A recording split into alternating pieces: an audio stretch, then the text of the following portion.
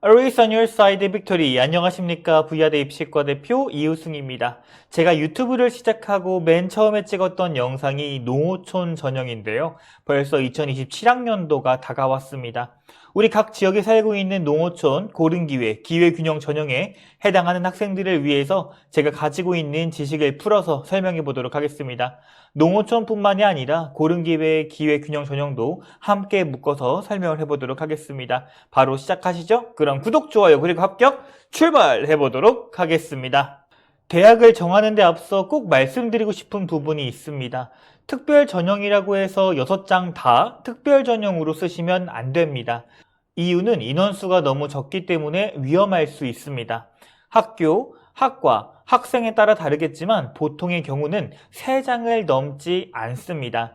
그래서 특별 전형은 생기부가 좋으면 종합 4장, 교과 2장을 우선 기준으로 잡아봅니다. 그리고 4번째 대학 라인부터는 상중하를 짜셔야 합니다. 위에 3지망까지는 없는 전형이라고 생각을 하시고 준비하셔서 대학 라인을 잡으셔야 됩니다. 그래야 6장 수시 대학 라인을 안전하게 가져가실 수 있습니다. 그리고 4번 대학 라인부터는 인원이 10명 이상이면 좋겠습니다. 또한 마지막 6번째 대학 라인은 내가 합격을 하는데 걸림돌이 아예 없는 대학이길 바랍니다. 저는 약 10년 동안 고3이었고 작년에도 고3이었고 올해도 고3이고 내년에도 고3일 겁니다. 원서를 쓰기 전에는 하나만 더 올려볼까? 라는 생각을 가지고 있겠지만 원서를 쓰고 경쟁률을 확인해 보면 그냥 어디라도 붙었으면 좋겠다 라는 생각이 듭니다. 그러니까 체감상 6번째 대학은 안전하게, 5번째 대학은 적절하게, 4번째 대학은 조금 자신 있게 쓰시길 바랍니다. 욕심은 1번부터 3번까지만 부려보는 겁니다. 자, 이제 시작해 보도록 하겠습니다. 2027학년도 입학전형 시행 계획안에 따라 우선 잡아놓은 부분입니다. 모집 요강이 나오고 나서 한 번 더 확인하시고 변경사항을 체크하시길 바랍니다. 서울대학교부터 한번 알아보도록 하겠습니다. 서울대학교 기회균형 특별전형 사회통합전형 안에 농어촌이 있습니다. 170명 선발에 1단계 2배수, 2단계 면접 40%입니다. 제일 많이 고민하시는 게 농어촌 전형도 되고 지역균형 전형도 되는 전교 1등은 어디를 쓰면 좋을까 라고 고민을 많이 하실 것 같은데요. 가장 먼저 생각해 봐야 할 부분은 경쟁 풀입니다. 지역균형은 일반고 상위권이 많이 모이고 농어촌은 농어촌 자격끼리 경쟁이라 들어오는 학생의 수준이 다릅니다.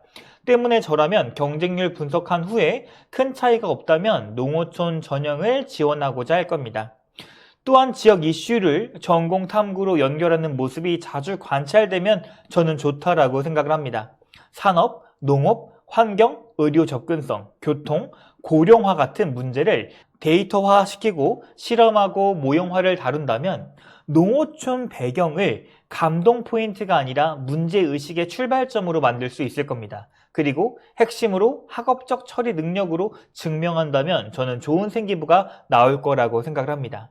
2025학년도 점수 기준으로 3명 이하 제외 경쟁률과 성적 컷입니다.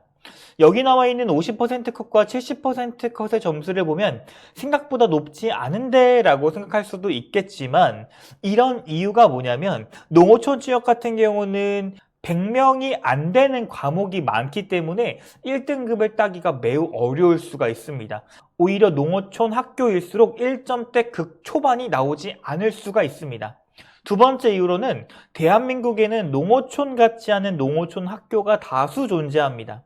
서울대학교에 입학해야 하는 정말 농어촌 중에 농어촌 학교라면 당연히 1등급 그리고 1등급 극초반으로 향해 가야 하겠지요. 또한 3명 이하 선발학과들은 내신 컷이 보이지 않기 때문에 보여지는 등급에 너무 걱정하지 마시고요. 내가 농어촌 1등이라면 쓰셔야 될 카드입니다. 연세대학교는 3배수를 선발합니다. 서류에는 등급보다는 학업의 태도와 탐구가 기록으로 보여야 할 것입니다. 학업 성취도, 학업 태도, 탐구력이 연세대학교의 평가 항목인데 세특에서는 개념을 이해하고 적용하고 확장하고 탐구하는 이런 흐름이 남아 있어야 됩니다. 때문에 수행평가와 탐구보고서가 결과의 자랑이 아니라 과정으로 써 있을수록 유리하다라고 판단합니다. 여기서 말하는 과정이라는 것은 한계를 극복해 보았는가, 그리고 개선해 보았는가 등등일 것입니다. 진로 활동도 마찬가지입니다. 안내서에서 고교생으로 불가능한 동아리나 일시적인 봉사 등 그럴듯하게 꾸미기 활동을 긍정평가가 어렵다고 못 받고 있습니다. 대신 자기 학교 활동에서 할 수 있는 활동을 꾸준히 하라고 강조합니다. 여기서 긍정평가가 어렵다는 건 말이 좋아 긍정평가지 그런 거 하지 말라라는 겁니다. 다음은 면접 40%인데요. 이는 재심문 면접입니다. 재심문 면접은 모두가 다 처음이기 때문에 준비를 많이 한 학생이 합격합니다. 준비할 때는 핵심 요약, 근거, 반론, 결론 순으로 말할 수 있게 저희는 준비시키고 있고요. 시간을 재고 말하는 연습이 필요합니다. 또한 준비 시간, 녹화 시간이 분리되고 면접관이 아니라 태블릿 화면 속 내 모습을 보면서 답하는 방식이라 당황해하는 학생들이 많이 있습니다. 이런 부분들을 연습해야 됩니다. 서울대를 쓰는 학생은 같이 연세대 농어촌을 쓰겠지만 재심문 면접이 두려운 학생들이 많을 겁니다. 영문학과 1.6, 경제학부 1.7, 응용통계 1.94 등급은 많은 1등급 초중반 학생들 중에 재심문 면접에 합격을 받은 학생의 등급입니다. 저희 V하다에서는 매년 재심문 면접으로 연세대 고려대학교를 꾸준하게 보내고 있습니다. 무료로 레벨 테스트가 가능하니까요. 필요하신 분들은 오른쪽에 QR코드 확인해 주시면 좋을 것 같습니다. 특히 카메라를 앞에 두고 설득하는 답변이 돼야 되므로 첫 10초가 점수를 결정한다라고 생각을 합니다. 그래서 대화의 기술보다는 답변의 구조에 신경을 써야 하고 첫 문장부터 결론을 잡고 근거를 제시하고 연결시키고 정리하는 연습이 매우 필요합니다. 신소재공학과 1.65, 시스템 반도체 1.55, 첨단 컴퓨팅 1.35 등 보이시는 등급 또한 재심문 면접까지 통과한 학생들의 입시 결과입니다. 재심문 면접이라는 부분 때문에 성적도 높아도 떨어지고 성적이 낮아도 붙는 경우를 정말 많이 봤는데요. 앞서 말씀드린 것처럼 재심문 면접은 많이 준비하는 학생이 결국에 이깁니다. 다양한 과목을 융합하고 논리적으로 본인의 이야기를 설명할 수 있는 힘을 기르셔야 할 것입니다.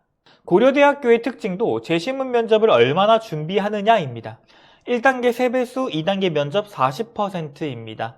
제가 고려대학교 생기부에서 가장 중요하게 보이는 부분은 지원 계열에 대한 필요한 과목을 선택한 이유와 수업 내의 수행평가, 탐구보고서, 발표, 보고서 이런 것들 되겠죠. 이런 것들이 연결돼야 한다는 점, 그리고 교과 선택이 인원 때문에 안 열린다면 있는 선택지 안에서 최선의 조합을 선택해야 된다는 점, 즉 심화 과목이 없으면 관련 단원 탐구를 심화해보고 보완하는 느낌이 저는 가장 중요하다라고 생각을 합니다. 이 부분은 교과 이수 충실도를 어필받을 수 있게 합니다. 왜냐하면 배우는 과목이야 다 비슷하겠지만 그 속에서 내가 한계를 극복하기 위해 얼마나 많은 노력을 했는가를 저는 꼭 보여주고 싶거든요. 고려대학교 재심문은 정답을 발표하는 것이 아니라 질문을 받고 논리적으로 전개하는 힘을 길러야 됩니다. 특히 새로운 사례에 적용하고 대안하는 힘도 길러야 하는데요. 고려대학교는 명확하게 분석 20점, 적용 30점, 종합 40점, 태도 10점으로 점수가 나눠져 있습니다. 때문에 재심문을 우선 분석하고 그 분석 관점에서 문제를 적용해야 됩니다. 그래서 종합적인 결론을 제시하되 속도와 발화의 명료성도 매우 중요합니다. 마찬가지로 오른쪽 상단 QR코드를 통해 무료 재심문 테스트를 받을 수 있습니다. 이러한 성적들도 고려대학교 재심문 면접을 합격한 학생들의 점수입니다. 내신은 대략 1등급 중반의 모습을 보이고 있죠. 연세대학교, 고려대학교 재심문의 차이점은 연세대학교는 현장 녹화를 한다는 점, 고려대학교는 대면으로 면접을 한다는 점입니다. 그래서 연대는 녹화된 답변의 완성도를 높이기 위한 연습을 해야 되고요. 고려대학교는 질문을 주고받으며 사고의 전개와 대응력을 길러야 됩니다. 특히 고려대학교는 계열적 합 21분 준비하고 7분 면접, 고른 기회는 12분 준비하고 6분 면접이고요. 학생부 기재 내용도 확인이 가능하다라고 명시가 되어 있기 때문에 일반 면접도 어느 정도는 준비하셔야 됩니다. 특히 건축사회환경, 보건환경, 융합과학부처럼 인원수와 충원율이 많이 도는 학과를 많이 준비시키고 합격시키는데요. 이 두 학과의 경우는 공대를 준비하거나 의치한약수를 준비하던 학생들이 지원을 안정적으로 하는 경향이 종종 있습니다. 그래서 이 부분을 잘 노려보신다면 충분히 합격된 케이스가 많이 있었습니다. 실제 경험을 통해 느낀 부분을 말씀드립니다. 다음은 서강대학교입니다. 서강대학교에서 가장 중요하게 보는 부분은 학업 역량 50%를 평가한다는 부분과 성장 가능성 30%를 본다는 부분입니다. 학업 역량을 많이 설명했으니까 서강대만의 성장 가능성이 뭔지 알아야 합니다. 지원 전공, 계열과 논리적으로 연결되고 목표를 꾸준히 밀고 간 흔적이 있는지, 성적은 계속 상승하고 있는지 등을 확인합니다. 그래서 저는 성적이 상승하는 모습을 보이고 전공에 대한 본인의 의지와 목표가 꾸준하다면 서강대를 지원시킵니다. 반면에 전공적 합성 없습니다. 때문에 전공성에 대한 주제보다는 역량에 대한 능력을 더 평가하는 서강대학교입니다. 내신 등급대를 보면 1등급 후반, 2등급대 친구들도 많이 보입니다. 경영 1.74, 전자 2.13, 기계공 2.42 등 다양한 등급이 있습니다. 근데 이거 평균으로 보니까 이런 거지 다들 성적이 상승한 1등급 후반대일 거라고 생각을 합니다. 그래서 저는 3학년 때 성적이 떨어졌다? 근데 서성한 중 농어촌을 한 장을 쓰고 싶다? 면 저는 서강대학교 추천하지 않습니다. 꼭 기억해 주십시오. 그럼 전공과 관련이 많은 생기부는 어디로 지원하면 좋을까요? 저는 서성한 중에 하나를 고르라고 한다면 성균관대학교입니다. 그러나 성균관대학교 고른기회 전형으로 농어촌 학생 많이 선발하지 않습니다. 인문과학 7명, 사회과학 7명, 자연과학 7명, 공학계열 7명으로 매우 소수의 학생들을 통으로 묶어서 선발하고 있습니다. 이런 광역 모집 단위 선발은 어떠한 전공에 집중된 학생들보다는 전공을 공부하기 위해 호기심과 탐구 노력을 중요시합니다. 배운 지식을 활용해서 어떻게 활용하고 활동하느냐를 보여줄 수 있는 친구들이 많이 선발된다라고 생각을 합니다. 내신 등급 5.75등급도 있고 3등급도 있고 2등급도 있습니다. 이것보다 더 중요한 게 저는 학업 수월성이라고 판단합니다. 쉽게 말해 공부 잘하는 학교에서 공부를 잘했느냐, 너네 학교 수준 괜찮냐입니다. 입시 결과를 보면 내신도 뒤죽박죽으로 되어 있는데 서강대학교보다는 농어촌스럽지 않은 농어촌 고등학교 학생들이 많이 합격하는 모습을 확인할 수 있었습니다. 정말 농어촌스러운 농어촌 학교에서 성균관대를 보내는 게 제가 생각했을 때는 고려대학교를 보내는 것보다 쉽지 않다고 체감할 수 있습니다. 한양대학교의 서류 100%도 색깔이 정말 강합니다. 면접이 없기 때문에 세특으로 승부를 봐야 되는데요. 무슨 주제를 탐구했는가 보다는 탐구 과정, 즉 질문, 시도, 근거, 정리가 반복적으로 드러나야 심층 학업, 진로 탐구가 살아납니다. 또한 비판적 사고와 창의적 사고가 많아야 됩니다. 쉽게 풀면 새로운 관점으로 바라보는 학생, 질문이 많은 학생이면 좋습니다. 서울대학교 합격하는 친구들이 서강대학교를 동시에 합격하는 케이스가 올해도 굉장히 많았습니다.